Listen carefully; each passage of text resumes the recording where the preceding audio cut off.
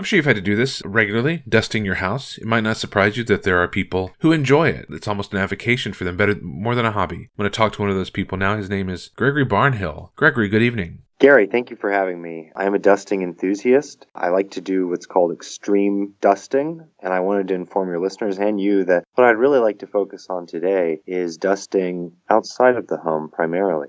Can I ask you quickly before we talk about this, where did this interest in dusting come from? It all came from when I was a deep-sea explorer, believe it or not. I used to comb the ocean's floor for new forms of life. And I don't know if you know this about the ocean floor, but it's basically covered in the detritus of all the dead animals from up above.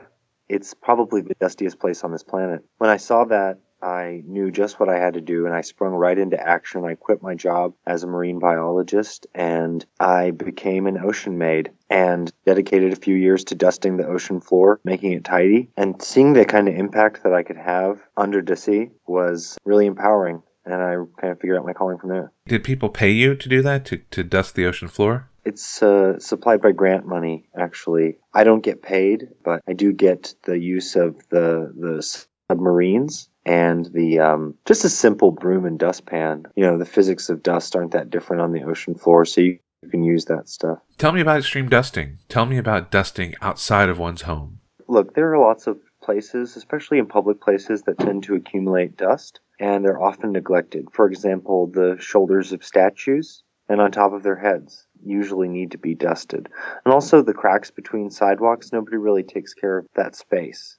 I should also mention, Gary, that I have a little bit of obsessive-compulsive disorder. Well, I think that's probably understandable. Yeah, I mean, I've been trying to channel it into something good, and kind of what my side mission is to foster support and appreciation for people with OCD for being able to potentially do those jobs that you don't want to do, like dusting the shoulders of statues or dusting old ladies' houses. You know, old ladies' houses have the most dust. They're filled with trinkets that have been given to them by their grandchildren. You know, they have the time, but they don't have the energy to really fully dust their house. So how does one go about encouraging people to want to dust like you're talking about? That's a really great question. I think almost with the dog, you know, people are animals, Gary. Sure. They're dirty, filthy animals. And just like with any other animal, you can just rub somebody's nose in it. Get their face dusty. Go make them crawl around in an attic, and they'll want to deal with that job.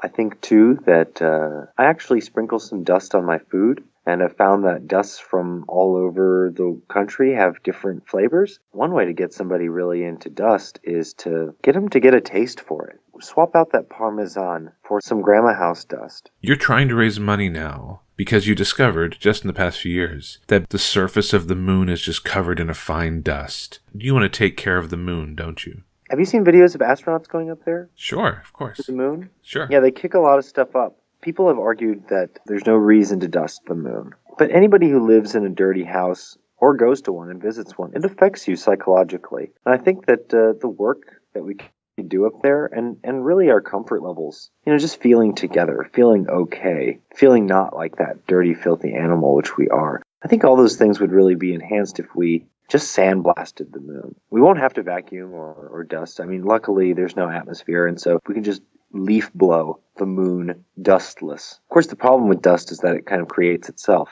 It's a never-ending cycle of creating more and more dust. It's kind of the story of entropy and constant decay. And it's these things that really keep me up at night, Gary. For someone who likes it, it seems like it's a continuing opportunity. You'll never not have dust to clean up.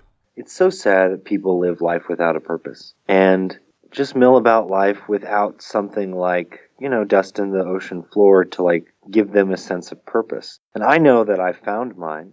And yeah, like you said, I'll never run out of work. You know, I feel kind of like an evangelist sometimes, like there are always new hearts and minds to change about dust. So how would people contact you to find out more about the pleasures of dust? Yeah, you can just tie a little note to a mouse's tail and let him just shuffle right into your floorboards or into his little mouse hole home. And we have a whole system of mice messengers. I would deal with those because they're very close to the ground and they understand dust like I do. Sounds great. Well, thanks for talking to us tonight, Gregory Barnhill, dusting enthusiast. Thank you for having me, Gary.